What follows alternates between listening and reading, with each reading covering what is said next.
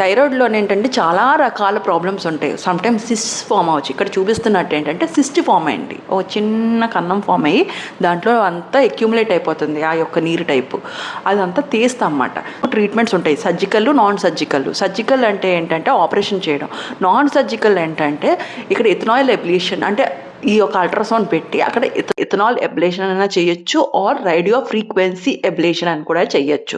ఆ ఫ్లూయిడ్ ఏమైనా క్యాన్సరా కాదా అనేది పరిశోధన పంపిస్తాం. ఒకవేళ పరిశోధనలో క్యాన్సర్ అని వచ్చింది అనుకోండి, కంపల్సరీ ఆపరేషన్ తప్ప ఇంకోటి వేరేది వెళ్ళదాం.